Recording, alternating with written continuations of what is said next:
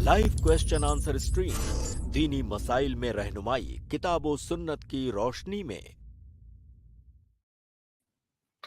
अस्सलामुअलैकुम वरहमतुल्लाहि वबरकातुहू। नादरीन, आप सभी का खैर मकदम करते हैं i+ TV के खास प्रोग्राम लाइव क्वेश्चन आंसर में। जैसा कि आप जानते हैं, इस प्रोग्राम में आपके सवालों के जवाबात आप तक पहुंचाने की कोशिश करते हैं हम, और हमारे साथ में जुड़ते हैं डॉक्टर मोहम्मद नसीम हफिज़हुल्लाह, जो फ़िक़्ह इस्लामी से PhD स्कॉलर हैं। अल्हम्दुलिल्लाह आपके सवालों के जवाबात मुसलसल दे रहे हैं। आइए हम उनका इस्तकबाल करते हैं। अस्सलामुअलैकुम वरहमतुल्लाहि वबरकातुहू। वालेकुम अस्सलाम वरहमतुल्लाहि वबरकातुहू। नाज़रीन, जैसा कि आप जानते हैं कि इस प्रोग्राम का पैटर्न ये है कि शेख मोहतरम आपके सामने कुछ तमहीदी कलमात रखते हैं, उसके बाद हम सवाल जवाब का सिलसिला शुरू करते हैं। तो नाज़रीन, जो लोग भी हमें देख रहे हैं, उस लिंक को ज़्यादा से ज़्यादा लोगों में शेयर कर दें ताकि लोग जुड़ जाएं, और पहले से ही ज्वाइन करके स्ट्रीमयार्ड की लिंक पिन कर दी गई है, उस लिंक के जरिए से ज्वाइन हो जाए। ज्वाइन होकर के अपने सवालात हमारे सामने रखने की कोशिश करें। अगर स्टार्ट से ही ज्वाइन होंगे तो हमारी गुफ्तगू जो तमहीदी होती है, वो तमहीदी कलमात इंशाअल्लाह मुख्तसर होंगे। तो आप लोगों से गुजारिश है कि आप लोग जल्द से जल्द जुड़ जाएं इससे। हम शेख मोहतरम से गुजारिश करेंगे कि आप तमहीदी कलमात कहें। बिस्मिल्लाहिर्रहमानिर्रहीम। अल्हम्दुलिल्लाहि रब्बिल आलमीन वस्सलातु वस्सलामु अला नबिय्यिना मुहम्मद व अला आलिहि व सहबिहि अजमईन, अम्मा बाद। रब्बि इश्रह ली सदरी वयस्सिर ली अमरी वहलुल उक़दतम मिन लिसानी यफ़क़हू क़ौली। मुहतरम नाज़रीन, इससे पहली वाली मजलिस में हमने मजलिस निकाह से मुताल्लिक़ बाज़ अहम मसाइल पर गुफ्तगू की।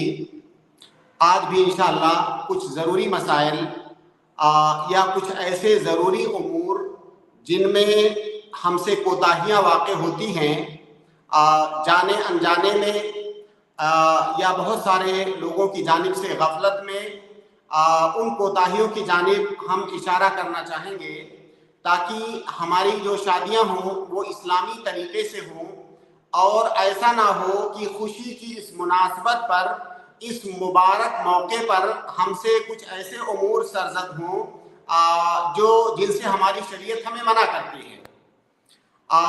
सबसे पहली बात तो ये है कि हमारी शरीयत के अंदर एक उसूल है कि अल अस्लो फिल आदात अल इबाहा।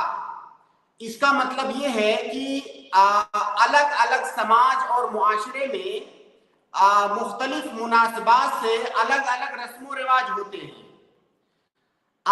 ये जो रस्म रिवाज होते हैं मुख्तलिफ किस्म के मुख्तलिफ मुआशरों में, इन रस्म रिवाज से मुतालिक हमारी शरीयत का मौक़िफ़ ये है कि जब तक ये रस्म रिवाज हमारी शरीयत के खिलाफ ना हो, इन रस्म रिवाज के अंदर कोई शरई ममानियत ना पाई जाए, इनके हराम होने की कोई दलील ना पाई जाए, तब तक ये रस्म रिवाज जायज़ है। यानी एक तरफ तो हमारी शरीयत ने रस्म रिवाज का एतबार करने की इजाजत दी, दूसरी जानिब ये भी बताया कि ये जो रस्म रिवाज है कहीं ऐसा ना हो कि शरीयत के दायरे से निकल जाएं। तो हर वो रस्म रिवाज जिसके अंदर शरीयत के किसी हुक्म की कोई मुखालफत पाई जाए, तो वहां पर हमारी शरीयत हमें उस रस्म रिवाज से रोकती है। और हम सभी जानते हैं कि शादी ब्याह में अलग अलग ममालिक में, अलग अलग समाज और मुआशरे में अलग अलग तरह के रस्म रिवाज पाए जाते हैं। बसा औकात कोई ऐसा रस्म रिवाज होता है जो दूसरे मुआशरे में बिल्कुल भी दूसरे मुआशरे के लिए नया होगा, लेकिन वो हमारे यहाँ पाया जाता है। तो इन रस्म रिवाज के सिलसिले में शरीयत का नजरिया या उसका मौक़िफ़ जानने का आसान तरीका यही है कि आप देखें कि जो रस्म रिवाज हम अदा कर रहे हैं, क्या इसके अंदर कोई ऐसी चीज तो नहीं है जो शरीयत से टकरा रही है। सिर्फ आपको इतना देखना है। शादी ब्याह की मुनासबत से हमारे मुआशरे में कई ऐसे रस्म रिवाज पाए जाते हैं जो जिनमें शरीयत की सरीह मुखालफत होती है, लेकिन अफसोस की बात यह है कि हम उन चीजों को रस्म रिवाज के हवाले से करते रहते हैं और सोचते हैं कि इसमें कोई कबाहत नहीं है। رسم و رواج میں اس وقت تک قباحت نہیں ہے جب تک اس میں شریعت کی کوئی مخالفت نہ پائی جائے. جہاں پہ مخالفت پائی گئی وہ چیز حرام ہو جائے گی. ہمارے یہاں شادی بیاہ میں جو رسم و رواج ہے اس میں ایک انتہائی قبیح چیز جس کی ہمیں شریعت کبھی بھی اجازت نہیں دیتی ہے وہ یہ ہے کہ شادی بیاہ میں بے پردگی اور بے حیائی اور بے غیرتی کا مظاہرہ کیا جاتا ہے اس خوشی کی مناسبت پر. دیکھیے ہماری شریعت میں جو نکاح مشروع ہے، ہم نے اپنی ابتدائی گفتگو میں یہ بات عرض کیا تھا کہ نکاح اور شادی بیاہ کے جو شریعت کے مقاصد ہیں ان مقاصد میں سے ایک بڑا مقصد یہ ہے کہ شادی بیاہ کے ذریعہ سے ہماری شریعت ہماری عزتوں کی، ہماری عصمتوں کی حفاظت کرنا چاہتی ہے. اب اگر اسی شادی بیاہ کو عزت و عصمت کی دھجیاں اڑانے کے لیے استعمال کیا جائے تو پھر اس شادی کا فائدہ کیا ہے؟ اور میرے خیال سے جس قدر بے غیرتی اور بے حیائی کا مظاہرہ اور جس قدر بے پردگی کا مظاہرہ ان مقدس مناسبات پر کیا جاتا ہے شاید اور کہیں نہ کیا جاتا ہو، کیونکہ وہ خوشی کا موقع ہوتا ہے اور اس وقت ہر انسان مادر پدر آزاد ہو جانا چاہتا ہے. دیکھیے ہماری شریعت نے ہماری زندگی کے ہر لمحے کے لیے ہمیں کچھ اصول اور آداب بتائے ہیں. خوشیاں منانے کے بھی کچھ اصول اور آداب ہیں، اگر آپ غمی اور پریشانی میں ہیں اس کے بھی اصول و آداب ہیں. کسی بھی مناسبت پر ہمیں شریعت کے حدود کو پھلانے کی اجازت نہیں ہے، لیکن افسوس کی بات ہے کہ شادی بیاہ کے موقعوں پر بے پردگی اور بے حیائی کا مظاہرہ بیشتر اوقات کیا جاتا ہے الا من رحم اللہ. ہم یہ نہیں کہہ سکتے کہ تمام لوگ ایسا کرتے ہیں، لیکن بیشتر شادیوں میں یہ چیز دیکھنے میں آتی ہے. تو یہ خوشی کا موقع ہے، ایسا نہ ہو کہ اس خوشی کے موقع پر ہم اس خوشی کے موقع کو اپنے لیے گناہوں کے کمانے کا ذریعہ بنا لیں.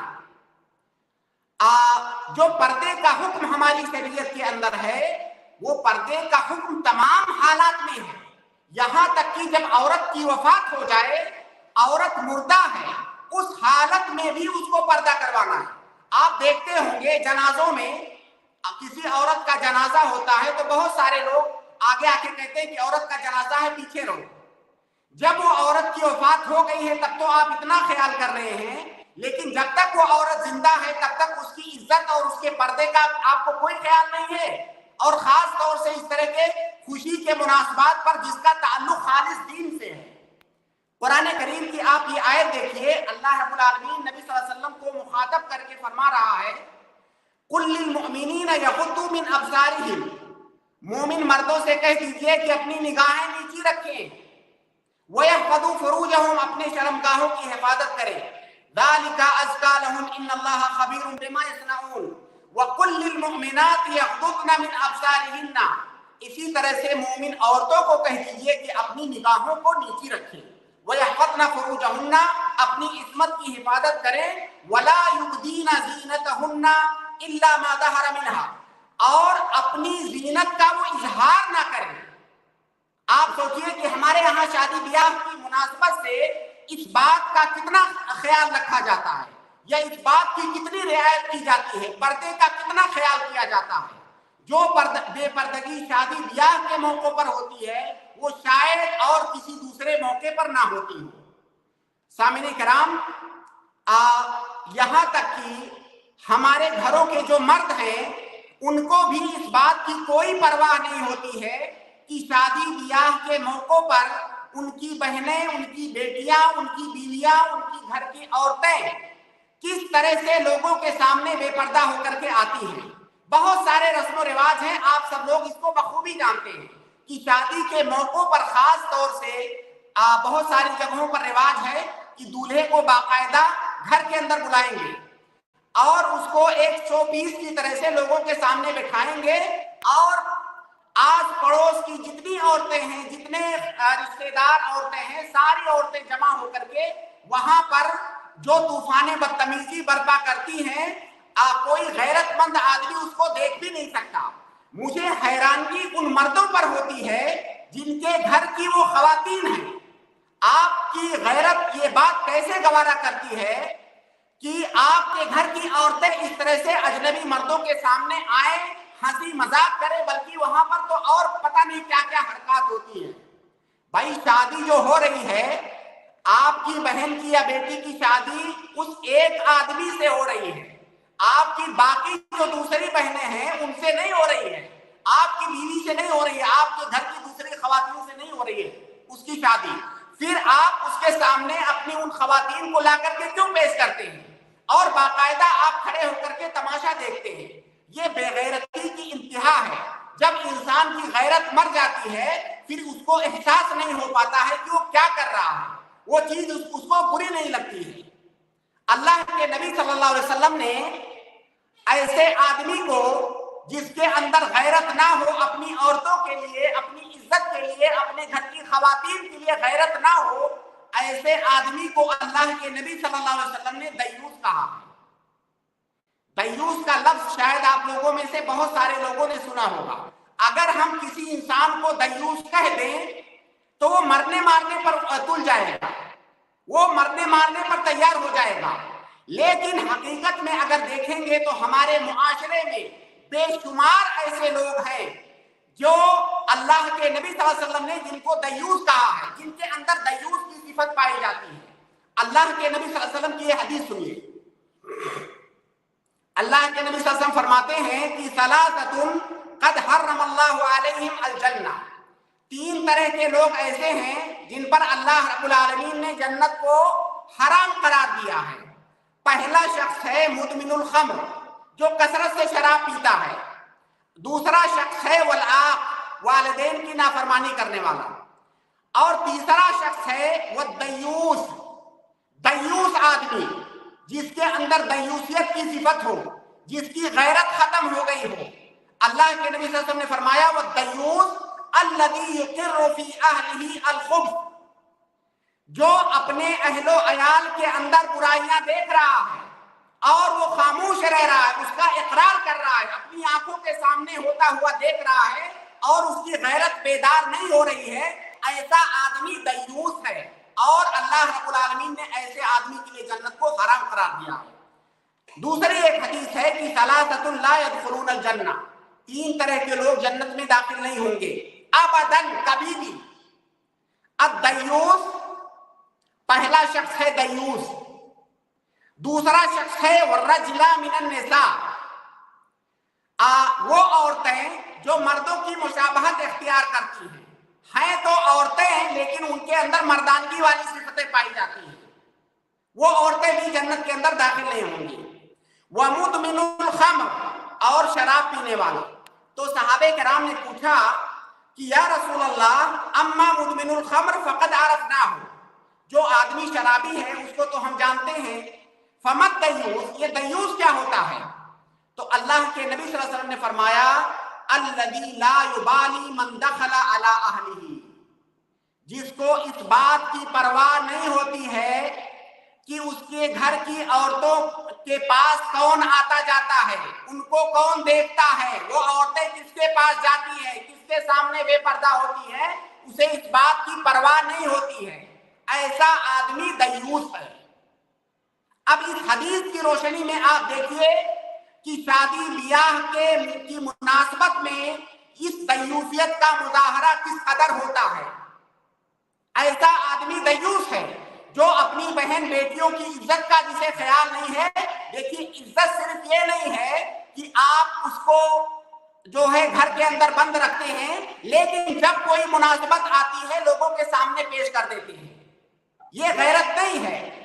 علامہ ابن تیمیہ فرماتے ہیں دیوس کی تعریف کرتے ہوئے, وہ کہتے ہیں کہ الدیوس الذی لا غیرت لہ, جس کے اندر غیرت کا فقدان ہو, ایسا آدمی دیوس ہے. حافظ ابن حجر الہیثمی ایک بہت بڑے عالم ہیں, وہ فرماتے ہیں کہ الدیوس الذی لا غیرت لہ علی اہل بیتہ, اپنے گھر کی عورتوں کے سلسلے میں جس کے اندر غیرت نہ ہو, ایسا آدمی دیوس ہے. اب آپ سوچئے کہ ہمارے یہاں ہر آدمی اپنے یہاں کی صورتحال کو بہتر جانتا ہے, हमारे यहाँ शादी ब्याह की मुनासबत से किस कदर इस दयूसियत का मुजाहरा होता है। बसा औकात आम हालात में आपके घर की औरत अगर वो हरकत करे तो हो सकता है आप उसको अंगेज ना करें। अगर कोई अजनबी आदमी आपके घर में घुस जाए तो शायद आप उसको कत्ल करने पर आमादा हो जाएं। लेकिन शादी ब्याह की मुनासबत में आप अपने घर की औरतों को बाकायदा उनके सामने पेश करते हैं। भाई, शादी, उस लड़की की शादी उस दूल्हे से हो रही है और उसके सामने आपकी किसी बहन, बेटी या घर की किसी भी औरत का उसके सामने आना भी जायज नहीं है। चे जाए कि वो आ करके हंसी मजाक करे, उसको पानी पिलाए, उसको बहुत ऐसी हरकतें पाई जाती हैं जिनको बयान करने में भी आदमी को गैरत आए। मुझे हैरानगी होती है कि ऐसे लोगों की गैरत कहाँ मर गई है। तो हमें इन चीजों का ख्याल रखना चाहिए। ना सिर्फ ये कि शादी ब्याह की मुनासबत पर तमाम मौके पर हमारे अंदर गैरत होनी चाहिए। एक के जाए कि हम मुसलमान हैं, एक इंसान के अंदर भी गैरत होती है। वो अपनी इज्जत को लोगों के सामने लुटता हुआ नहीं देख सकता है। और इस खुशी की मुनासबत को हम इस तरह से आलूदा और परागंदा बनाते हैं कि इसमें हर तरह की बेहयाई और हर तरह की बेगैरती को हमने रवा बना रखा है। तो यहाँ तक कि हमने ये भी देखा है कि वो लड़का जिसकी शादी हो रही होती है उसके साथ उसके बहुत सारे लफंगे किस्म के दोस्त अहबाब होते हैं। वो भी बाकायदा उसके साथ घर में जाते हैं और उनके सामने भी वो औरतें आती हैं और जाहिर है वो औरतें आम हालत में नहीं आती हैं। शादी की उस मुनासबत पर वो इस कदर बन संवर करके आती हैं कि शायद हो सकता है कभी उन्होंने अपने शौहर के लिए उस तरह का बनाव सिंगार न किया हो। कितनी बड़ी बेगैरती है। वो जो लड़का जिसकी शादी हो रही है उसके सामने सिर्फ उसकी सास का आना जायज है। जब उसका निकाह हो गया तो जो उसकी सास है अब उसके सामने उसकी सास आ सकती है कि उसके वो अब मुहर्रमात में से है। उसके अलावा घर की किसी भी औरत का उस आदमी के सामने आना ये जायज नहीं है। इसलिए मैंने जरूरी समझा कि इस पर तंबीह की जाए और लोगों पर हुज्जत कायम की जाए। मेरा एक मकसद ये भी है कि लोगों पर हुज्जत कायम की जाए। ऐसा ना हो कि आप ये कहें कि हमें तो ये मालूम नहीं था। आपको मालूम होना चाहिए कि ये दयूसियत है। अगर आप ऐसा कर रहे हैं तो कोई आपको दयूस कहे या ना कहे, लेकिन आप अपने आप को खुद दयूस कहिए कि आप दयूस हैं। क्या आप इस बात को गवारा करेंगे? लिहाजा मैं गुजारिश करूंगा तमाम अपने मुसलमान भाइयों से, तमाम मुसलमान बहनों से कि शादी ब्याह के इस मुबारक मौके को आप इस तरह से शरीयत और शरीयत के अहकाम की धज्जियां उड़ाने के लिए इस्तेमाल ना करें। आपके अंदर गैरत होनी चाहिए। अपनी इज्जत और इस्मत की हिफाजत कीजिए। शादी ब्याह का मकसद इज्जत और इस्मत की हिफाजत है और उसी इज्जत और इस्मत को शादी ब्याह के मौके पर मत लुटवाइए। शुक्रन शेख, जज़ाकल्लाह खैर, बारकल्लाह फीक। बहुत अहम गुफ्तगू आपने रखी है। आज के समाज को जो देखते हुए आपने इतना मतलब दलाइल के साथ में इतनी सारी बातें रखी हैं और लोगों को बताया कि दयूसियत क्या है। हम तो सिर्फ इतना ही कहते हैं शेख, इदा लम तस्तही फसना माशीता। जब हया ही चली गई है लोगों की तो जो चाहें वो कर रहे हैं। और हया हमारे, और हम एक मुसलमान हैं, मोमिन हैं, तो कम से कम हमारे लिए बहुत जरूरी था कि अल हया व शुअबतु मिनल ईमान। हया, शर्म करना, हया करना, लोगों से इन सारे से बचते रहना, ये हमारे ईमान का हिस्सा है। अगर हम अपने आप को मुसलमान कहते हैं, मोमिन समझते हैं, इस्लाम वाला समझते हैं, कलिमा पढ़ते हैं, तो इन सारी चीजों का हमें तो बदरजा औला ख्याल रखना चाहिए। और निकाह का ये मौका जिसमें कहा गया कि अगज़्ज़ु लिल बसर व अहसनु लिल फरज, कि इंसान की नजरें नीची हो जाएंगी और शर्मगाह की हिफाजत हो जाएगी, यहाँ तो उन सारी चीजों का असबाब पैदा करके दिया जा रहा है। आज ये समाज में जो रस्म रवाज को लेकर के शादी ब्याह के मौके पर जो ये नंगा नाच नाचा जा रहा है, इससे तो शर्मगाह की हिफाजत, नजरों की हिफाजत नहीं, बल्कि ये इसको फरोग देने वाली बात की जा रही है। बहरहाल मैं अपने वक्त को देखते हुए आइए हम सवाल जवाब का सिलसिला शुरू करते हैं। और नाजरीन से एक बार फिर हम रिक्वेस्ट करते हैं कि जो लोग भी इस लिंक को देख रहे हैं या इस प्रोग्राम को देख रहे हैं وہ اس لنک کو زیادہ سے زیادہ لوگوں میں شیئر کر دیں تاکہ جو بھی ہو استفادہ کر سکیں علمی گفتگو سے, اور اگر کوئی سوال کرنا چاہیں تو سوال کر سکیں. آئیے میں سب سے پہلے ایڈ کر رہا ہوں پاپا بھائی کو. پاپا کے نام سے ایڈ ہیں, اگر سن پا رہے ہیں تو پلیز انمیوٹ کر کے اپنا سوال کر سکیں. السلام علیکم ورحمۃ اللہ وبرکاتہ. شیخ میرا ایک سوال ہے, نکاح مسیار کیا ہوتا ہے اور اس کی شرائط کیا ہے, کیا یہ جائز ہے؟ آج کل عرب ممالک میں نکاح مسیار بہت زیادہ چل رہا ہے, اس کا ذرا تفصیل سے جواب دیجیے شیخ. میں یہ آپ کا جواب بعد میں سنوں گا کیونکہ سب میں بزی ہوں, صرف سوال کر کے جا رہا ہوں میں. السلام علیکم. شیخ ان کے ہاں اذان ہو رہی ہے. بھائی نے نکاح مسیار سے متعلق سوال کیا ہے. نکاح مسیار یہ کہہ سکتے ہیں کہ ایک نئی قسم ہے جو ابھی کچھ سالوں پہلے جو وجود میں آئی ہے.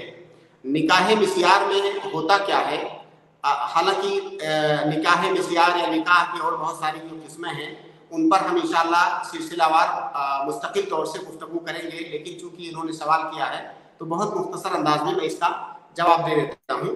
نکاح مسیار میں ہوتا یہ ہے کہ کوئی عورت جو ہے شادی کرنا چاہتی ہے کسی مرد سے, اور وہ عورت کہتی ہے کہ میں اپنے بعض حقوق سے تنازل اختیار کر لوں گی. جیسے اللہ رب العالمین نے مجھے مال و دولت دیا ہے, مجھے آپ سے نان و نفقہ نہیں چاہیے, مجھے گھر نہیں چاہیے, یا جیسے آپ کی پہلے سے کوئی بیوی ہے تو جو آپ تقسیم کریں گے وقت اپنا, اس میں آپ مجھے کم وقت دیجیے گا, اس کو 2 رات دیجیے گا تو مجھے 1 رات دیجیے گا. اس طرح کی وہ تنازل کرتی ہے تو اسے نکاح مسیار کہا جاتا ہے. باقی نکاح کے جو دوسرے ارکان اور شروط جو چیزیں ہوتی ہیں وہ ساری چیزیں اس کے اندر پائی جاتی ہیں. تو تنازل یعنی ناظرین تنازل یعنی چھوڑ رہی ہے اپنے, کمپرومائز کر رہی ہے اپنے بعض حقوق سے وہ کمپرومائز کر رہی ہے. کہہ رہی ہے مجھے آپ خرچہ مت دیجیے گا, میں اپنا خرچہ خود اٹھا لوں گی, یا آپ میرے پاس ہفتے میں صرف 1 بار آئیں گے تب بھی چلے گا, کوئی مسئلہ نہیں ہے مجھے. اس طرح کے کئی سارے حقوق سے وہ تنازل اختیار کرتی ہے. اس کو نکاح مسیار کہا جاتا ہے.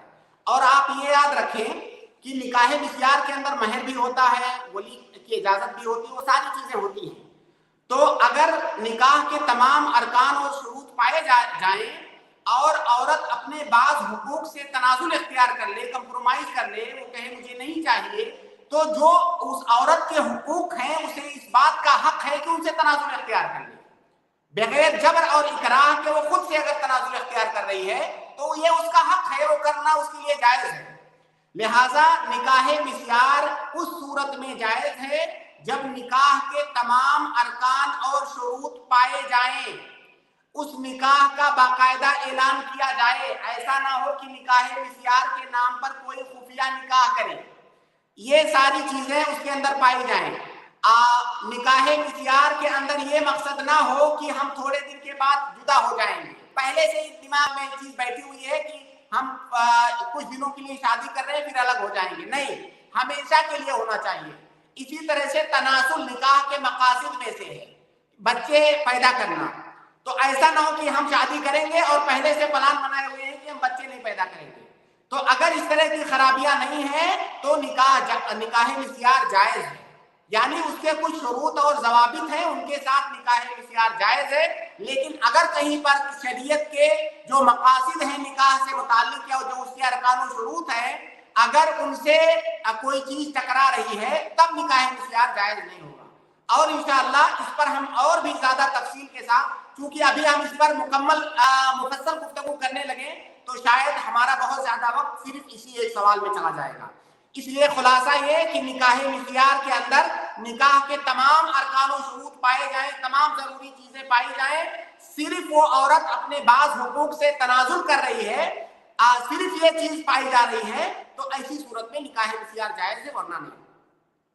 لیکن ہمارے سماج کو دیکھتے ہوئے ایک بات کا ذکر کر دیں کہ لوگ نکاح مسیار کا نام لے کر کے, یہ شریعت کا نام لے کر کے لوگ خفیہ نکاح کرتے ہیں, چھپا کر کے نکاح کرتے ہیں. کسی کو نہیں پتا ہوتا سوائے اس لڑکی کے یا جو نکاح پڑھانے والا ہوتا ہے اس کے, یہاں تک کہ گھر والوں کو بھی شاید پتہ نہیں ہوتا ہے لڑکی کے ولی وغیرہ کو, تو اس کو لوگ جائز قرار دیتے ہیں. یہ چیز تو میں نے بتا دیا شیخ کی نکاح کے تمام ارکان و شروط پائے جانے چاہیے, اس کے اندر ولی کی اجازت پائی جانی چاہیے, اس کے اندر جو ہے مہر ہونا چاہیے، اس نکاح کے اندر اعلان ہونا چاہیے، خفیہ نہیں ہونا چاہیے، اس نکاح کے اندر نیت یہ نہیں ہونی چاہیے کہ تھوڑے دن بعد الگ ہو جائیں گے، اس نکاح کے اندر یہ نہیں ہونی چاہیے کہ ہم بچہ نہیں ہونے دیں گے، یہ ساری چیزیں نہیں ہونی چاہیے. بالکل جیسے عام نکاح ہوتا ہے، عام نکاح کی طرح ہونا چاہیے. بس اس میں صرف اتنا ہوتا ہے کہ عورت اپنے بعض حقوق سے تنازل اختیار کر لیتی ہے، وہ کمپرومائز کرتی ہے. مجھے مثلا نفقہ نہیں چاہیے، مجھے آپ ہفتے میں 1 دن وقت دیں گے میں راضی ہوں، مجھے گھر نہیں چاہیے میرے پاس فلیٹ موجود ہے. اس طرح کی چیزیں اگر صرف ہیں تب نکاح مسیار جائز ہے. اور انشاءاللہ اس پر ہم اور بھی تفصیل کے ساتھ تمام شروط اور ضوابط کے ساتھ بات کریں گے اپنے کسی اگلے ایپیسوڈ میں. جی شیخ نکاح مسیار کو اپنی پہلی بیوی سے چھپا سکتے ہیں یا پھر ان کے رشتہ داروں سے چھپا سکتے ہیں؟ ان کو بتانا ضروری ہے. نہیں، دیکھیے نکاح مسیار نہیں بلکہ دوسرا نکاح بھی اگر آپ اپنی بیوی سے چھپا رہے ہیں تو ایسا نہیں ہے کہ وہ جائز نہیں ہے. نکاح کا اعلان جیسے پورا سماج جانتا ہے، آپ کی بیوی نہیں جانتی ہے، یا پورا سماج جانتا ہے آپ کے سسرال والے نہیں جانتے ہیں، جو پہلی بیوی ہے اس کے میکے والے نہیں جانتے ہیں، تب بھی جائز ہے. کسی خاص پارٹیکولر کسی آدمی کو بتانا ضروری نہیں ہے، بس نکاح خفیہ نہیں ہونا چاہیے. اور ظاہر ہے اگر آپ کے سسرال والے نہیں جانتے ہیں تو اس کا مطلب تھوڑی کہ خفیہ ہے. ہو سکتا ہے ہزاروں لوگ جانتے ہو، آپ کے سسرال والے نہیں جانتے ہیں. تو کسی پارٹیکولر کسی خاندان یا کسی فرد کو بتانا ضروری نہیں ہے دوسری شادی کے لیے، لیکن خفیہ نہیں ہونا چاہیے. دیکھیے اصل کئی دفعہ بہت سارے لوگ علماء کے فتاوی کو الفاظ کے پیچ و خم میں الجھا کر کے اس کا اپنے من مطابق اس کا استعمال کرتے ہیں. اس لیے اس طرح کے حساس مسائل میں علماء کو اور مفتیان کو بھی بہت زیادہ محتاط رہنے کی ضرورت ہے. بہت سارے لوگ فتویٰ اس لیے پوچھتے ہیں کہ وہ حرام کو حلال کرنا چاہتے ہیں، بس ان کو کوئی سرٹیفکیٹ چاہیے ہوتا ہے کسی عالم سے. تو ہم یہ صاف صاف بتا رہے ہیں کہ خفیہ نہیں ہونا چاہیے. اگر خفیہ ہے تو جائز نہیں ہے، لیکن اس کا یہ مطلب نہیں ہے کہ اگر آپ نے اپنی بیوی کو نہیں بتایا تو خفیہ ہے. بہت سارے پورا سماج جانتا ہے، بیوی نہیں جانتی، تو یہ خفیہ نہیں ہے.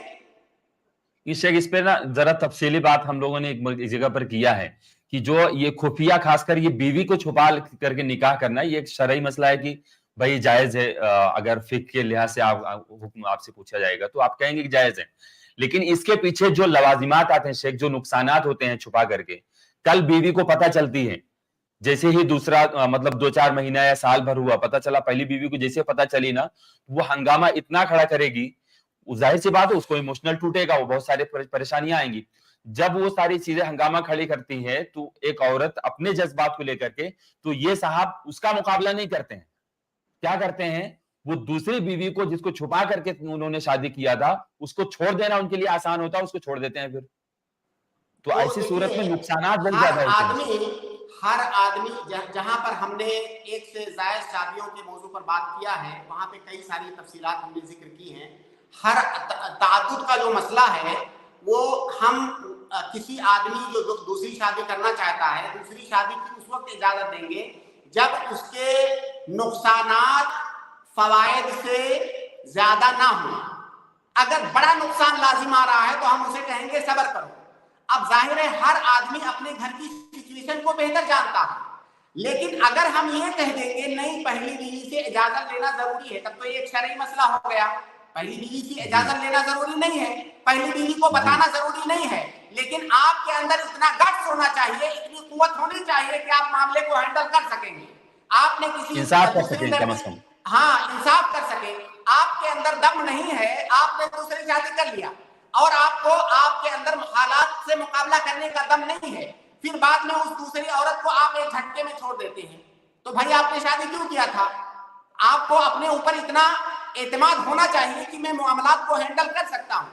تو ہم کہتے ہیں کہ آپ کے لیے اجازت لینا بتانا ضروری نہیں ہے، لیکن جو بعد میں حالات پیش آنے والے ہیں کیا آپ کے اندر ان کا مقابلہ کرنے کی طاقت ہے تو آپ اپنے حالات کو دیکھ کر کے فیصلہ کیجیے. جی شیخ، کئی واقعات شیخ ایسے آتے ہیں. فون آیا ہے ابھی 8 سال کا رشتہ ہے شیخ، 8 سال کا، بیوی کو پتا چلا 8 سال کے بعد تو اس نے تھوڑا سا یہ ہنگامہ کیا, اپنے گھر والوں کو بلائی, اپنے رشتہ داروں کو بلا کر کے تھوڑا سے معاملہ ہوا, انہوں نے طلاق دے دیا. اور 8 سال سے شیخ اس کے پاس کبھی رات میں نہیں گئے, کبھی ان سے ایک بچہ بھی ہے, ایک اولاد ہے ان سے, ایک بیٹا ہے. تو ایک اولاد ہونے کے باوجود بھی کبھی ایمرجنسی کی کوئی حالت ایسی آئی رات میں پہنچنے کی, تو کبھی نہیں گئے بندہ. ایسے ایسے واقعات آتے ہیں شیخ. تو ایسی صورت میں لڑکیوں کو سوچنا چاہیے ایسے آدمی سے شادی کریں کہ نہیں کریں, دوسری بیوی بننا چاہیے کہ نہیں بننا چاہیے ایسے لوگوں, اس بارے میں غور کرنا چاہیے لوگوں کو. جی بالکل. جی پاوا بھائی, امید ہے آپ کے سوال کا جواب ہوگا. جی میری ایک درخواست تھی, شیخ محمد نسیم کا جو یہ براڈ کاسٹ بہت اچھا ہوتا ہے, اس میں ہم لوگ بہت سارے سوالات پوچھنا پڑتا ہے, لیکن یہ عشاء کا وقت ہوتا ہے, اس میں ہم لوگ سن تو لیتا ہوں میں بعد میں, لیکن کچھ سوالات رہ جاتے ہیں جو پوچھ نہیں پاتا ہوں. تو یہ میری درخواست ہے آئی پلس والوں سے کہ عشاء کے بعد 9:30 بجے 10 بجے ٹائم رکھے زیادہ بہتر رہے گا. باقی آپ لوگوں کو جیسا اچھا لگے شیخ. پاپا بھائی ہمارے لیے بھی پریشانی ہے کیونکہ جسٹ اس کے بعد آج تو نہیں ہے, لیکن ہمارا ایک سنڈے کا پروگرام ہوتا ہے, تو جسٹ اس کے بعد یہ دوسری اسٹریم ہماری ہوتی ہے, تو اس لیے ہم ٹائم کو چینج نہیں کر سکتے ہیں. بہت سوچ سمجھ کر کے یہ ٹائم رکھا گیا ہے, تو آپ تھوڑا سا مینیج کر لیں, آگے پیچھے کر لیں, اور مطلب پروگرام میں سوال پوچھ کر کے چلے جائیں یا کسی اور کو لگا دیں, اس طرح سے ہو سکتا ہے. یا نماز پڑھ کر کے آپ آ جائیں, یا کتنا ٹائم لگتا ہے نماز پڑھنے میں؟ عشاء کی نماز تو عموماً 9 کے بعد ہی ہوتی ہے آج کل. یہاں پر 9 بجے جماعت ہے, یہاں پر 9 بجے. ہاں بہت تو سارے ہم جیسے لوگوں کا پروگرام 8 بجے سے ہوتا ہے, کہ آپ اسٹارٹ میں آ جائیں, انشاءاللہ آپ کے سوال لے لیں گے. بہرحال آپ دوسروں کو موقع دیتے ہیں. ہاں ٹھیک ہے سر, جزاک اللہ خیر, جزاک اللہ خیر. جزاک اللہ خیر, بارک اللہ فیک. اسامہ حمزہ جی, میں آپ کو ایڈ کیا ہوں, اگر آپ سن پا رہے ہیں تو پلیز انمیوٹ کر کے اپنا سوال پوچھیں. السلام علیکم شیخ. وعلیکم السلام ورحمۃ اللہ وبرکاتہ. جی شیخ, میں نے اس سے پہلے بھی آپ سے یہ سوال کیا تھا کہ آپ نے بتایا تھا کہ اللہ کا اور اللہ کے رسول کا کمپیریزن نہیں کر سکتے, اور آپ نے یہ عقیدہ سکھایا تھا کہ اللہ کے رسول مخلوقات میں سب سے افضل ہے, یہ عقیدہ رکھ سکتے ہیں اگر اللہ کے رسول کو ایسا مانا جائے کہ اللہ کے بعد آپ افضلیت میں یا مقام اور مرتبے میں آتے ہیں, تو یہ خود اللہ کی توہین ہے. تو شیخ ایسا کئی جو سلفی, مطلب میں ایک سے زیادہ لوگوں کے پاس جو علماء اکرام ممبر پہ آتے ہیں ان کے پاس یہ خود کھلے عام بولتے ہوئے سنا, اور میرے پاس ویڈیوز بھی ان کے. تو ایسے علماء اکرام سے اگر عقیدہ سنے تو کیا کرنا چاہیے شیخ؟ دیکھیے, اللہ کے نبی صلی اللہ علیہ وسلم کو ہم مخلوق میں سب سے افضل مانتے ہیں, تو کیا اس افضل ماننے کے لیے ضروری ہے کہ اس کے ساتھ میں اللہ کا ذکر کیا جائے کہ اللہ کے بعد؟ اصل میں یہ جو اللہ کے بعد تو اگر دیکھا جائے تو معنی صحیح ہے, لیکن یہ جو اللہ کا ذکر ساتھ میں کر دیتے ہیں, یہ بسا اوقات یہ ایک دروازہ کھولتے ہیں, ایک راستہ کھولتے ہیں کہ بہت ساری چیزوں میں اللہ کے نبی صلی اللہ علیہ وسلم کو اللہ تعالیٰ کا شریک مان لیتے ہیں. ہمارے معاشرے میں ایسے بہت سارے لوگ موجود ہیں, اللہ کے نبی صلی اللہ علیہ وسلم حاضر و ناظر ہیں, اللہ کے نبی صلی اللہ علیہ وسلم غیب جانتے ہیں, اس طرح کا عقیدہ رکھنے لگتے ہیں.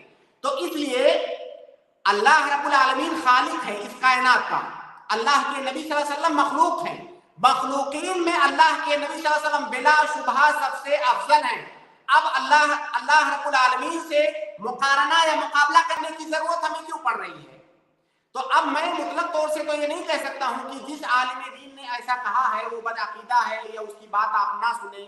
ظاہر ہے اس کا سیاق و سباق دیکھنا پڑے گا, کیونکہ اگر کوئی مطلب یہ خطرہ نہیں ہے کہ کوئی آدمی آپ کے اس جملے کو غلط معنی پر محمول کر کے وہ غلط عقیدہ رکھے گا, تو یہ جملہ صحیح ہے, اس میں کوئی شک نہیں ہے کہ اللہ ظاہر ہے اس کائنات کے اندر اللہ رب العالمین خالق ہے, اور اللہ کے علاوہ جو چیزیں ہیں وہ مخلوق ہیں, تو ان تمام چیزوں میں اللہ کے نبی صلی اللہ علیہ وسلم افضل ہیں. تو معنی کے اعتبار سے صحیح ہے کہ اللہ رب العالمین کے بعد اللہ کے نبی صلی اللہ علیہ وسلم سب سے افضل ہیں, لیکن چونکہ یہ جملہ ایسا مبہم ہے کہ بہت سارے لوگ اس کا غلط معنی استعمال کر سکتے ہیں. اب جس عالم دین کا آپ ذکر کر رہے ہیں, ممکن ہے ان کا عقیدہ ایسا نہ ہو, یا وہ ایسے لوگوں کے سامنے انہوں نے یہ بات کہی ہو جن سے ان کو کوئی خطرہ نہ ہو کہ میری اس بات کا غلط استعمال کریں گے. تو لہٰذا آپ ایسے مبہم طور سے کسی عالم دین پر, کسی داعی پر یہ فتویٰ نہیں لگا سکتے کہ وہ بدعقیدہ ہے. بھائی ہم اس کی بات سنیں گے, اس کے اور دیگر مسائل میں اس کا کیا عقیدہ ہے, وہ ساری چیزیں دیکھ کر کے پھر ہم حکم لگا سکتے ہیں.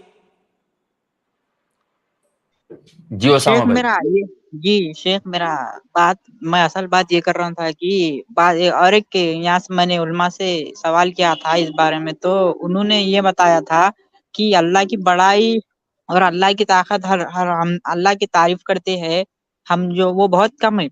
ہم تصور نہیں کر سکتے اللہ جیسا کوئی نے قرآن کی آیتوں کی دلیل دے کر بتایا۔ اور اگر اللہ کے نبی کا ایک تعریف کی کچھ حد ہے، جیسے اللہ کے نبی مخلوقات میں سب سے افضل ہے، تمام انسانوں میں ایسا کچھ اللہ کے رسول کا درجہ فکس اور مقام ہے۔ اور وہ عالم نے میرے کو یہ بتایا تھا کہ اللہ نے ہر ایک کا مقام مقرر کیا ہے۔ ایسی تو کوئی بات قرآن حدیث میں ملتی نہیں ہے کہ ہاں اللہ کے رسول اللہ کے بعد افضلیت ہے۔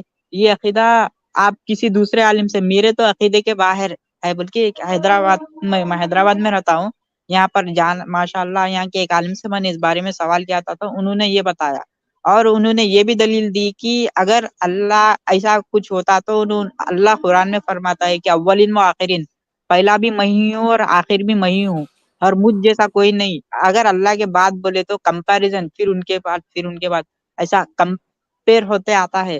تو آپ بڑا مہربانی، اس کے جواب تو میرے پاس نہیں ہے، نہ ہی تو میرا ایسا عقیدہ ہے۔ آپ نے جن کسی بھی کے پاس یہ بات سنی ہے، آپ انہی سے رابطہ کر لیجئے، ایسا کہا ہے شیخ، آپ اس میری اصلاح فرمائیے۔ جتنی باتیں آپ نے ابھی کہی ہیں کہ فلاں عالم سے میں نے ایسے سنا، ان کی بات بالکل صحیح ہے، انہوں نے آپ سے صحیح فرمایا۔ اور ابھی جو جواب میں نے دیا ہے، میرے خیال سے آپ کے سوال کا جواب اس میں آ گیا۔ اللہ رب العالمین کا مخلوقات سے کوئی مقابلہ نہیں ہے۔ اب سوال یہ ہے کہ کسی نے کہا کہ اللہ کے بعد سب سے افضل درجہ اللہ کے نبی کا ہے، تو معنی یہ صحیح ہے۔ اگر کوئی آدمی کمپیئر کر رہا ہے تو غلط ہے، لیکن معنی اس کا آپ کو میں ایک اور مثال دیتا ہوں۔ جیسے اسلاف میں سے غالباً امام احمد بن حنبل سے یا اسلاف میں سے کسی سے یہ پوچھا گیا کہ اگر میں یہ کہوں کہ لفظی بالقرآن مخلوق، اس کا معنی ہے کہ جو میں قرآن پڑھتا ہوں وہ مخلوق ہے، تو کیا ایسا کہنا صحیح ہے؟ تو انہوں نے کہا، اس کا جواب یہ دیا کہ اس بات کے اندر دو پہلو پائے جاتے ہیں، دو احتمال پایا جاتا ہے۔ ایک احتمال غلط ہے، دوسرا احتمال صحیح ہے۔ اگر میں کہتا ہوں کہ جو میں لفظ نکالتا ہوں منہ سے وہ مخلوق ہے قرآن پڑھتے ہوئے، اگر میرا مطلب یہ ہے کہ جو کلام میں پڑھ رہا ہوں اللہ تعالیٰ کا کلام مخلوق ہے، تو یہ غلط ہے۔ اور اگر میں یہ سمجھ رہا ہوں کہ میں جو بات بول رہا ہوں، جو بات بولنے کا جو ایک عمل ہے، ظاہر میں بول رہا ہوں، ایک آواز نکلتی ہے، پڑھنا ایک عمل ہے، یہ عمل مخلوق ہے، لیکن جو کلام میں پڑھ رہا ہوں وہ کلام مخلوق نہیں ہے۔ تو اس طرح کے جملوں کو مبہم جملہ کہا جاتا ہے علماء عقیدہ کی اصطلاح میں۔ تو جو مبہم جملے ہوں گے ان میں تفسیر طلب کیا جائے گا سامنے والے سے کہ تم کیا مراد لے رہے ہو۔ اگر تمہاری مراد یہ ہے تو غلط ہے، اگر تمہاری مراد یہ ہے تو یہ صحیح ہے۔ تو اگر کوئی کہتا ہے کہ اللہ کے بعد نبی صلی اللہ علیہ وسلم کا مقام ہے، اگر وہ یہ مراد لے رہا ہے کہ وہ کمپیئر کر رہا ہے تو غلط ہے۔ اگر وہ اس کا عام معنی مراد لے رہا ہے کہ اللہ کے نبی صلی اللہ علیہ وسلم، ظاہر ہے اللہ ہے اور مخلوقین ہے، اور مخلوقین میں سب سے بڑا درجہ اللہ کے نبی صلی اللہ علیہ وسلم کا ہے، اگر وہ یہ مراد لے رہا ہے تو اس کا معنی صحیح ہے۔ تو اس طرح کے پیچیدہ مسائل میں آپ اپنے آپ کو کیوں الجھا رہے ہیں؟ آپ مجھے یہ بتائیے کہ آپ کو اس مسئلے کی ضرورت اپنی زندگی میں کہاں کہاں پڑ رہی ہے؟ یہ وہ مسائل ہیں، سنیے بات سنیے، یہ وہ مسائل ہیں جو علماء عقیدہ جن پر بہت ہی احتیاط کے ساتھ بحث کرتے ہیں، بہت احتیاط کے ساتھ لکھتے ہیں، پھونک پھونک کر کے قدم رکھتے ہیں، اور ایک عام آدمی عقیدہ کے ان پیچیدہ مسائل کو چند منٹوں کے اندر وہ سمجھنے کی کوشش کر رہا ہے، کیسے سمجھے گا؟ وہ کنفیوز ہو جائے گا۔ تو آپ کے سوال کا جواب یہ ہے کہ جو آدمی بول رہا ہے ہم دیکھیں گے وہ اس کا مقصود کیا ہے۔ اگر کوئی بدعقیدہ آدمی جو اللہ کے نبی صلی اللہ علیہ وسلم کے سلسلے میں غلط عقیدہ رکھتا ہے، اگر کسی ایسے آدمی سے بات سنیں گے ہم کہیں گے غلط ہے، کیونکہ ہم پہلے سے جانتے ہیں کہ وہ بدعقیدہ ہے۔ لیکن اگر کوئی ایسا آدمی جو سلفی المنہج ہے، جس کا عقیدہ صحیح ہے، اگر وہ یہ بات بول رہا ہے تو ہم اس سے یہ مراد لیں گے کہ مخلوقین میں اللہ کے نبی صلی اللہ علیہ وسلم کا مرتبہ سب سے اونچا ہے. تو دونوں احتمالات موجود ہیں, آپ اس پر مطلق حکم نہیں لگا سکتے. جی شیخ, اور نہیں میں یہ کچھ اس میں یہ جھنجٹ میں پڑھا نہیں تھا. اکثر میرے فون میں ویڈیوز آتے, انٹرنیٹ کا زمانہ ہے, تقریر ماشاءاللہ 1 سے 4 علماء کو فالو کرے تو ہر ایک کی وہ جو اس میں نے یہ سوال کو ماشاءاللہ غور سے سننے میں آیا, تو یہ اس بات کو میں نے پکڑا تھا. اسی بات سے میں نے آپ سے اس سے پہلے بھی سوال کیا تھا, اب بھی سوال کر رہا ہوں شیخ. میں ابھی آپ کی الجھن دور ہوئی, آپ کو سمجھ میں آیا ہے مسئلہ یا نہیں, یہ سمجھ میں نہیں آیا؟ جی نہیں شیخ, میں یہ عقیدہ مطلب آپ نے اب بھی بولا کہ اللہ خالق ہے, اللہ کے رسول مخلوق ہے. ہر سب سے افضل اللہ کے رسول کو مخلوق میں مانا جائے اور اللہ کو خالق مانا جائے, تو میرا عقیدہ ایسا رکھنے میں درست ہوگا یا ویسا آپ جیسا دوسرے میں نے آپ سے جو دیکھیے جی آپ کا عقیدہ اگر یہ ہے کہ اللہ خالق ہے, نبی صلی اللہ علیہ وسلم مخلوق ہے, اللہ رب العالمین کی طرح سے کوئی نہیں ہے دنیا کے اندر, مخلوق کے اندر کوئی نہیں ہے, لیس کمثلہ شیء, آپ کو اللہ کے بارے میں عقیدہ رکھنا ہے. اللہ کے نبی صلی اللہ علیہ وسلم مخلوق ہیں لیکن مخلوقین میں سب سے افضل ہیں, وہ مکمل انسان ہے, پرفیکٹ. مخلوقین میں اور کوئی پرفیکٹ نہیں, وہ پرفیکٹ ہے. آپ کو یہ عقیدہ رکھنا ہے بس. باقی وہ جو جملہ ہے اس جملہ کے دونوں معانی ہو سکتے ہیں. جو بولنے والا ہے ہم اس کا قصد اور ارادہ پوچھنے کے بعد پھر اس پر حکم لگائیں گے کہ وہ صحیح ہے یا غلط. جی دنیا شیخ, کے اندر دیکھیں اللہ کے بندے, مطلب اب اس سے زیادہ میں کیا, کوئی بات ہم بولتے ہیں کسی ایک بات کا 2 معنی ہو سکتا ہے. تو جب ہم بولنے والے سے پوچھیں گے بھائی آپ مراد کیا لے رہے ہیں, وہ کہے گا میں یہ مراد لے رہا ہوں, ہم کہیں گے صحیح ہے. کہے گا میں یہ مراد لے رہا ہوں, ہم کہیں گے غلط ہے. اسی طرح کا جملہ ہے. جی شیخ, تو میں اگر آپ نے ابھی جیسا کہا اور میں یہ جھنجٹ میں نہیں پڑوں گا, اللہ کو خالق, اللہ کو معبود اور اللہ کے رسول کو مخلوقات میں سب سے افضل, اگر ایسا مانو اور یہ جھنجٹ میں نہیں پڑھو تو میرا ایمان عقیدہ مکمل, اس میں تو کوئی بالکل مکمل ہے. بالکل اللہ کے بعد نہیں, میں ایسا کوئی عقیدہ نہیں رکھوں گا اللہ کے بعد یا فلاں ایسا کمپیریزن نہیں کروں گا. تو کوئی خطرہ تو نہیں ہے نا شیخ عقیدے میں, ایمان میں؟ نہیں کوئی خطرہ نہیں ہے شیخ, میں دیکھ لے رہا ہوں ابھی, نہیں کوئی خطرہ نہیں اسامہ بھائی. ہاں ٹھیک ہے, آپ کا عقیدہ انشاءاللہ درست رہے گا. جزاک اللہ خیر شیخ. شیخ میری آواز آ رہی ہے آپ کو؟ اسامہ بھائی آواز آ رہی ہے میری آپ کو؟ جی آ رہی ہے شیخ, جی آ رہی ہے. شکراً, جزاک اللہ خیر. شیخ آپ کو میری آواز نہیں آ رہی ہے, آپ ایک مرتبہ لیو کر کے پھر سے جوائن کریں. شیخ آپ کو آواز آ رہی ہے میری؟ آپ کو آواز نہیں آ رہی ہے, آپ لیو کر لیں, لیو کر کے آئیں. شیخ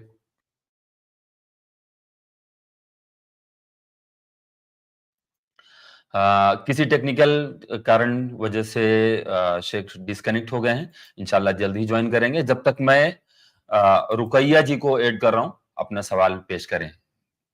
انمیوٹ کریں پلیز. رقیہ,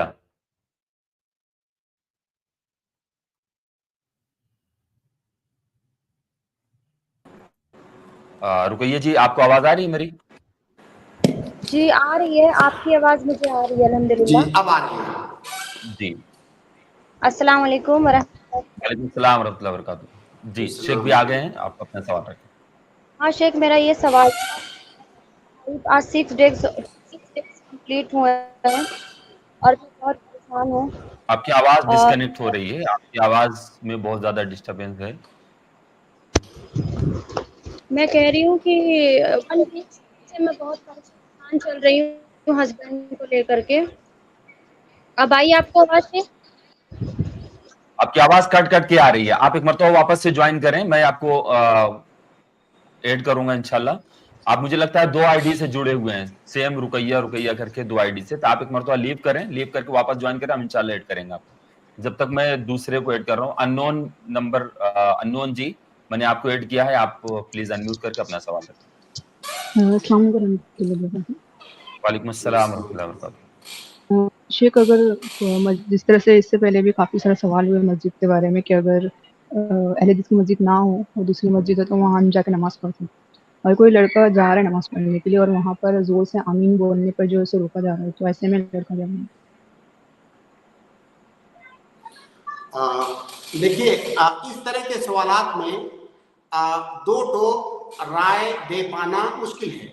वहाँ के उसके हम हालात देखेंगे। पहले तो हम ये कहेंगे आप कोई ऐसी मस्जिद तलाश कीजिए जहाँ का इमाम मुत्तबे सुन्नत हो, अल्लाह के नबी सल्लल्लाहु अलैहि वसल्लम के तरीके के मुताबिक नमाज पढ़ाता हो, तमाम अरकान, शुरूत, मुस्तहब्बात, सुनन जितनी चीज़ें हैं सब पर अमल करता हो। आप ऐसा इमाम ढूंढिए। फर्ज कीजिए आपको नहीं मिल रहा है, कहीं आसपास में दूर दूर तक ऐसी कोई मस्जिद नहीं है, ऐसा कोई इंतज़ाम नहीं है।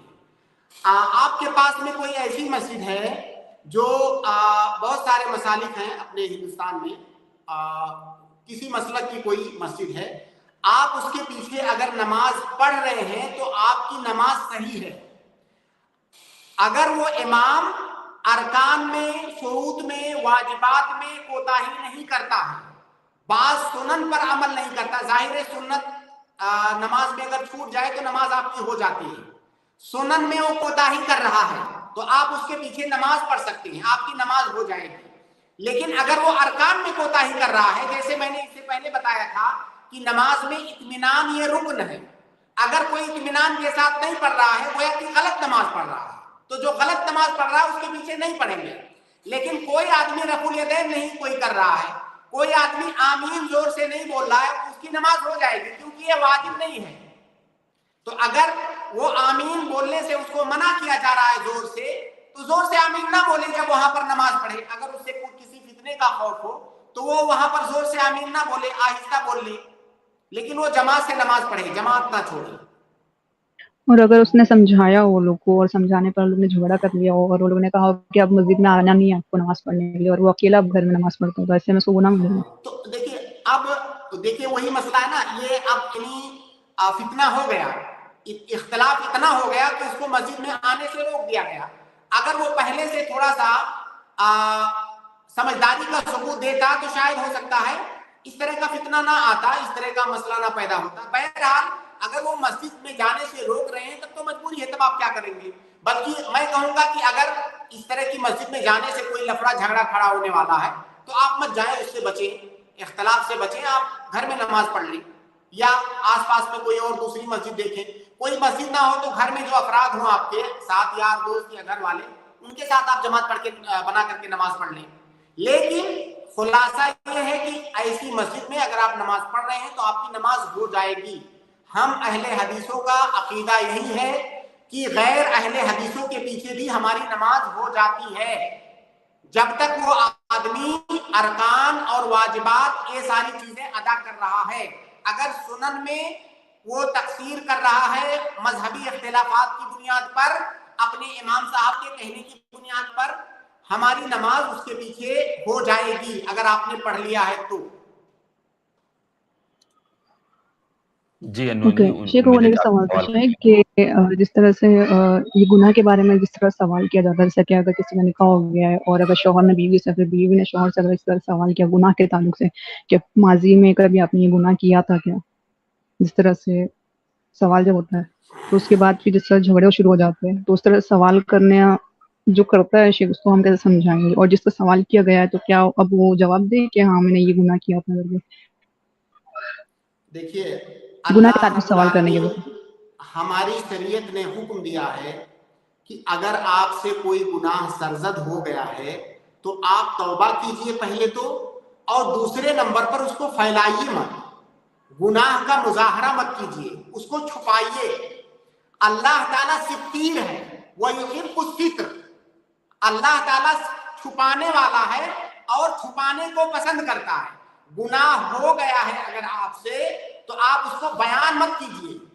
बहुत सारे मियाँ बीवी शादी के इब्तिदाई अय्याम में वो इमोशन पीरियड से गुजर रहे होते हैं, तो अपनी सारी चीजें हर सगीरा और कबीरा को एक दूसरे के साथ शेयर करते हैं और ये समझते हैं कि शायद एक दूसरे की मोहब्बत और वफादारी, एक दूसरे के तई ईमानदारी का ये तकाजा है कि अपनी सारी चीजें माजी के तमाम मामलात बता दिए जाएं। ऐसी बात नहीं है।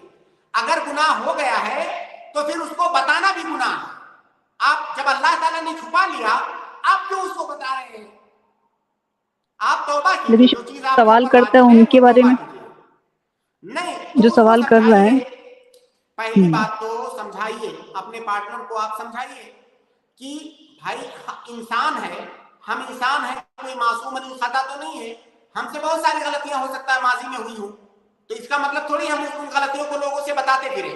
ये बताना बताते खुद एक गुनाह है।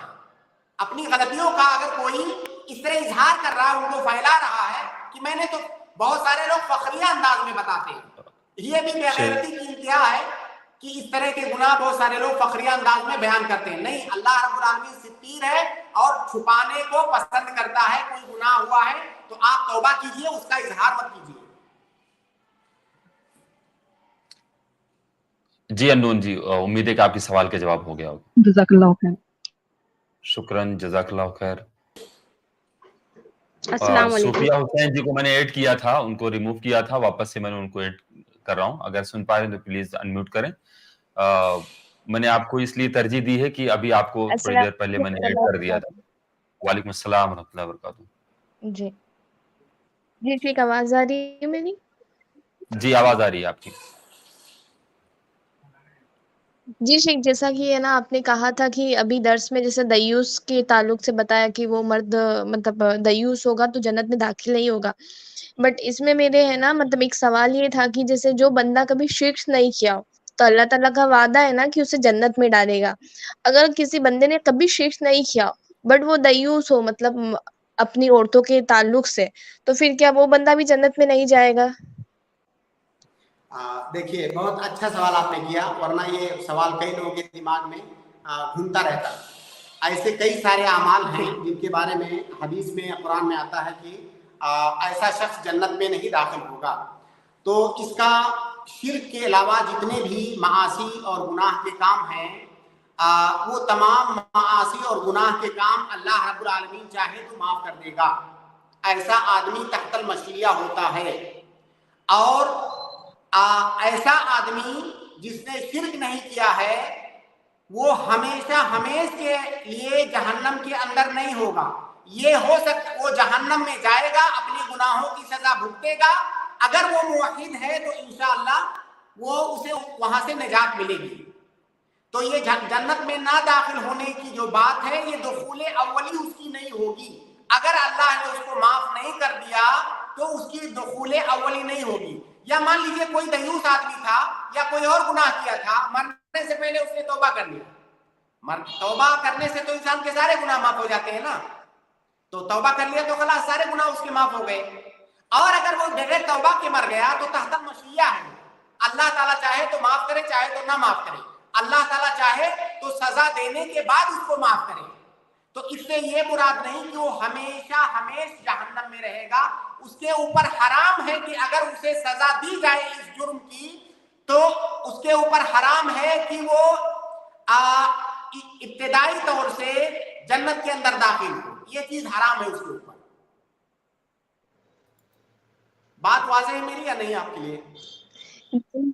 सॉरी, नहीं, मैं इतना अच्छे से समझ नहीं पाई आपकी बात।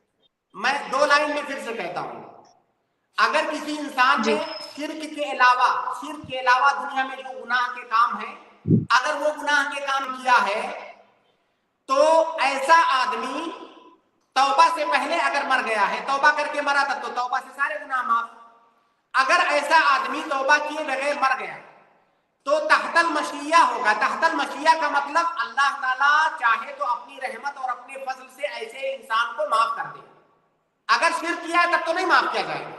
शिर्क के अलावा जो गुनाह है, अल्लाह रब्बुल आलमीन चाहे तो उन्हें बगैर सजा दिए माफ कर दे। हो सकता है उसके पास कुछ ऐसे दूसरे अमाल हो जो अल्लाह को बहुत महबूब हो और जिनकी वजह से अल्लाह रब्बुल आलमीन उसे माफ कर दे। माफ करने के बहुत सारे असबाब हैं जो हम मुख्तलिफ तरह के अमाल में सुनते रहते हैं।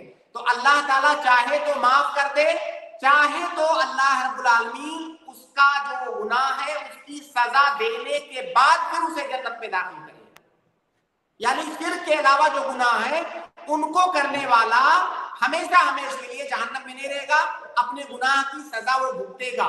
तो जिन हदीसों में है कि ऐसा आदमी जन्नत में नहीं दाखिल होगा, इसका मतलब इब्तिदाई तौर से दुखूले अव्वली उसे जन्नत में नहीं मिलेगी अगर उसे उस जुर्म की सजा दी गई तो।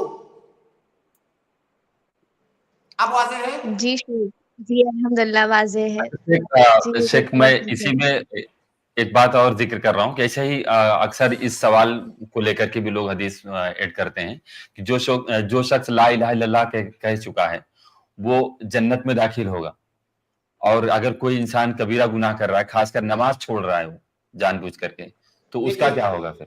हाँ, बहुत अच्छा इस हदीस सवाल। को लेकर के क्या जवाब देंगे? देखिए, जी जो ला इलाहा इल्लल्लाह मुहम्मदुर रसूलुल्लाह जब हम कहते हैं तो इससे मुराद सिर्फ ये अल्फाज नहीं है। ये जो अल्फाज हम अदा करते हैं, इन अल्फाज के कुछ तकाजे हैं। जब हमने अल्लाह को माबूद माना, नबी को रसूल माना, तो इसके कुछ तकाजे हैं। हम अल्लाह पर ईमान लाएं, उसकी किताबों पर ईमान लाएं, उसके नबियों पर ईमान लाएं, फरिश्तों पर ईमान लाएं, यौम आखिरत पर ईमान लाएं। फिर अल्लाह पर ईमान लाने का मतलब ये हुआ कि अल्लाह ताला ने जो वाजिबात हमारे ऊपर आयत की हैं, उन वाजिबात पर हम अमल करें। तो ला इलाहा इल्लल्लाह और मुहम्मदुर रसूलुल्लाह के जो तकाजे हैं, उन तकाजों को पूरा करना भी इसमें शामिल है, फकत जबान से बोल देना नहीं। जी शेख, शुक्रन, जज़ाकल्लाहु खैर। शेख अभी क्या करें, 14 मिनट ज्यादा हो चुके हैं और सवाल के लिए पब्लिक लाइन लगाई हुई है। देखिए, कोई किसी के पास ऐसा सवाल हो जो हमारे मौजू से मुताल्लिक हो, खारिज से नहीं, हमारा जो टॉपिक चल रहा है उससे मुताल्लिक अच्छा, हो, तो एक दो सवाल ले सकते हैं। प्लीज आप लोग चैट में मुझे वो करें, टेक्स्ट करें कि निकाह से रिलेटेड किसका सवाल है। वो लोग यहाँ पर सिर्फ अगर कोई भी मैसेज कर दें निकाह से रिलेटेड, अगर किसी का सवाल है तो प्राइवेट चैट में मैसेज करें।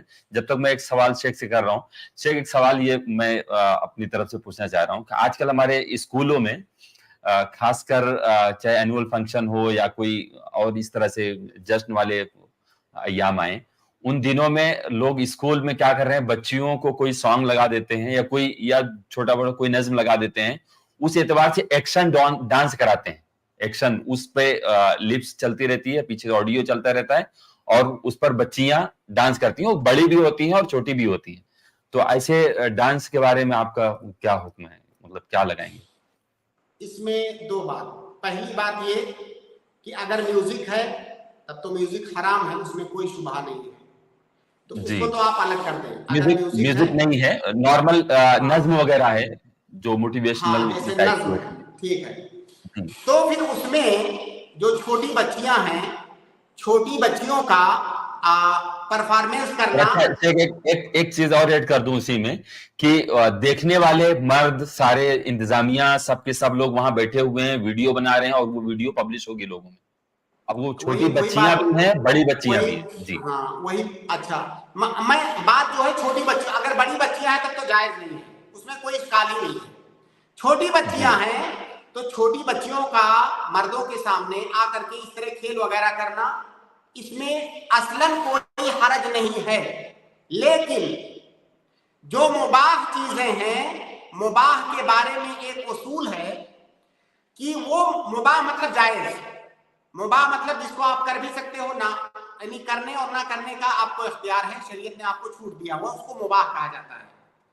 मुबाह चीज का में एक उसूल है कि हर वो मुबाह चीज जो गलत नतीजे की तरफ, गलत अंजाम की तरफ ले जाए, हराम काम की तरफ ले जाए, वो मुबाह भी हराम हो जाता है। अभी ये जो हो रहा है स्कूलों में, आप बताइए या जो लोग सुन रहे हैं वो बताएं ईमानदारी के साथ कि इसका अंजाम क्या हो रहा है, इसका जो नतीजा, इसका जो रिजल्ट है वो क्या आ रहा है।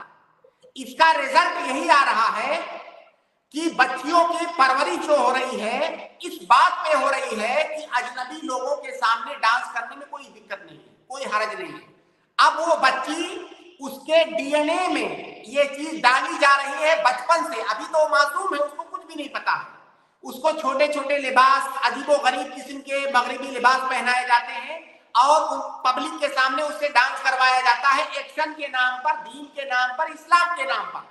उस बच्ची के जहन में पर्दे की जो अहमियत है, बेपर्दगी की जो गंभीरता है, उसको खत्म किया जा रहा है। और नतीजा ये होता है कि जब वो बच्ची बड़ी हो जाती है, हमारे समाज में ऐसा माहौल नहीं है कि वो बाद में सीख सके। تو اس کا نتیجہ بہت خطرناک ہمارے سامنے آ رہا ہے. اس لیے اگر اس کا نتیجہ غلط آ رہا ہے تو اس کا حکم بھی یہی ہوگا کہ یہ ناجائز ہے. بھائی ایسا سماج جہاں پہ لوگ پہلے سے بے پردگی کو کوئی برائی نہیں سمجھ رہے ہیں, ایسے سماج میں ایک آپ نیا طریقہ جو ہے انٹروڈیوس کر رہے ہیں لوگوں کے درمیان, جس کا استعمال کر کے بے پردگی کو اور فروغ دیا جائے گا. تو آپ ان مباحات سے بھی بچیے جن کا انجام اور جن کا نتیجہ حرام کام ہوگا آخر میں. اس لیے سدل ذریعہ ہماری شریعت میں بہت سارے بے شمار ایسے احکام ہیں جو کسی حرام دروازے کو بند کرنے کے لیے جائز چیز کو بھی روک دیتے ہیں. تو ابھی جو صورتحال, اور آپ نے خاص طور سے جو ویڈیو وغیرہ کی بات کی, مطلب بہت حیرانگی ہوتی ہے. چھوٹی چھوٹی معصوم بچیوں کا ویڈیو بنا کر کے سوشل میڈیا پہ وائرل کیا جاتا ہے. بہت سارے مدرسوں میں جو شرعی مدرسے ہیں وہاں پر یہ چیز ہو رہی ہے. بھائی وہ بچی اس عمر میں آپ کو تربیت اس کو دینی چاہیے برقع پہننے کی, پردہ کرنے کی, اور یہ جو سارے شرعی احکام اور ضوابط ہیں ایک عورت کے سلسلے میں وہ بتانے کی جہاں تربیت ہونی چاہیے, آپ اس کو ابھی سے مردوں کے سامنے نچوا رہے ہیں تو بڑی ہو کر کے اس چیز کو کیسے وہ غلط سمجھیں گے. جی شیخ, شکراً, جزاک اللہ خیر. دو لوگوں نے یہاں چیٹ کیا ہے اور ان کا ٹاپک نکاح سے ریلیٹڈ ہے. سلفی بردر, میں نے آپ کو ایڈ کیا ہے, آپ اپنا سوال رکھ دیں, آپ نے کافی کچھ چیٹ کیا ہے. میں نیکسٹ سوال سہیل جی کا لے رہا ہوں, باقی لوگ اگر نیکسٹ اسٹریم میں انشاءاللہ آئیں گے. میں سہیل جی کو بھی ایڈ کروں گا. جی, وعلیکم السلام ورحمۃ اللہ.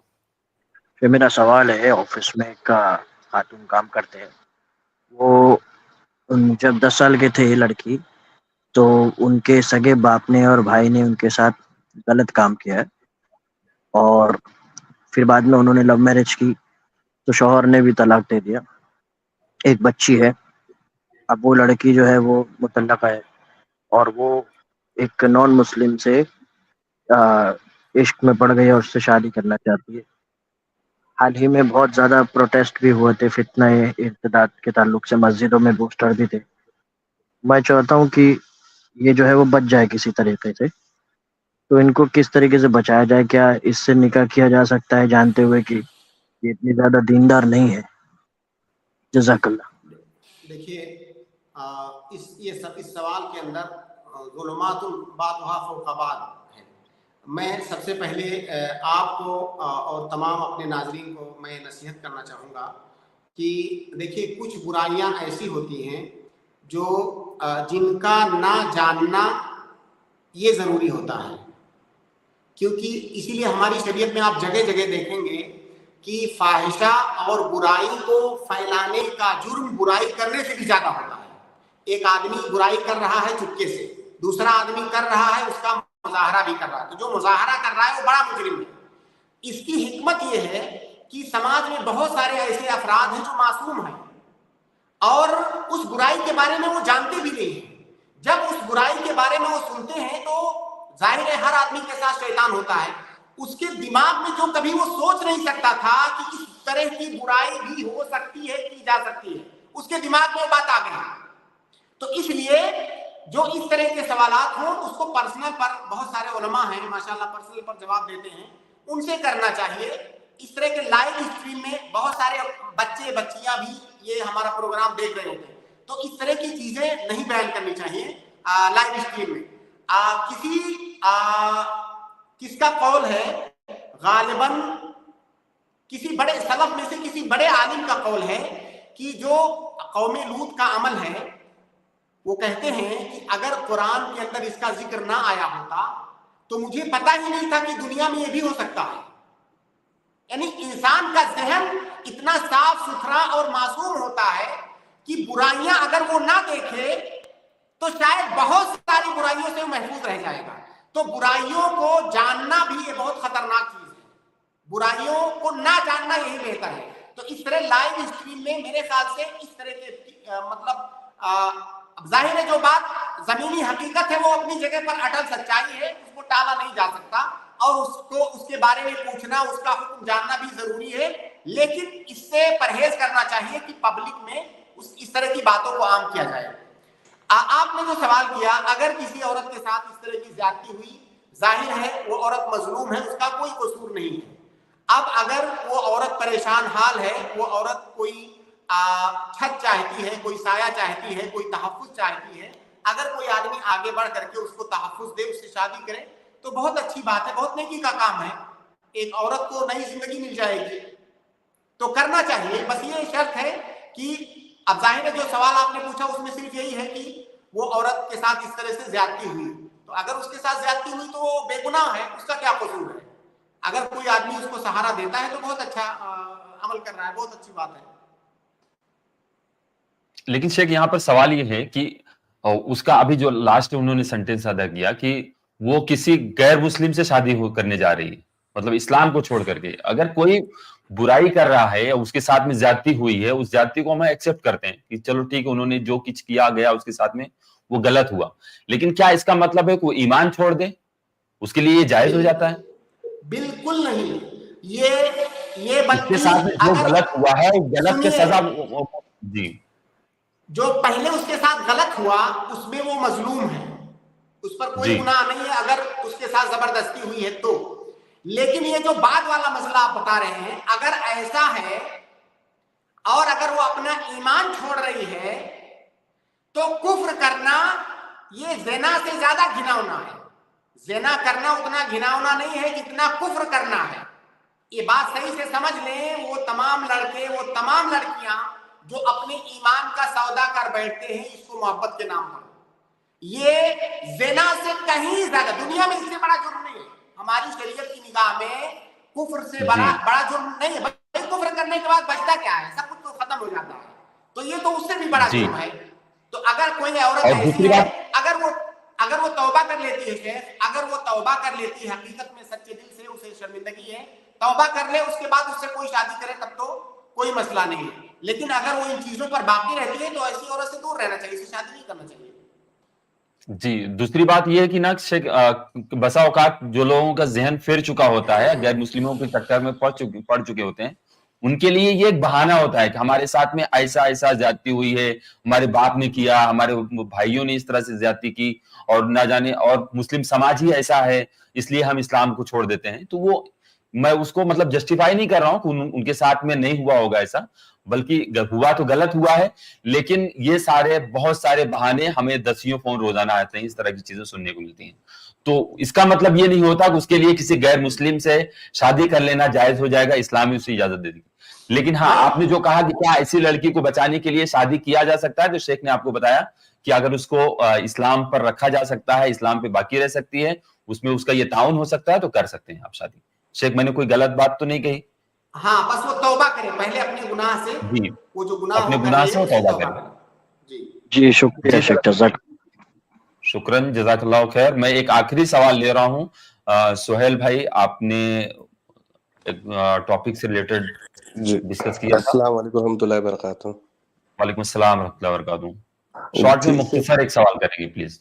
جی ایک یہی ہے سوال یہی تھا کہ نکاح کے بعد جو وائف رہتی ہے وہ سرنیم چینج کر سکتی ہے کیا؟ ایک ڈاکیومنٹ کی ریلیٹڈ چیزیں میں سرنیم چینج کیا جا سکتا ہے؟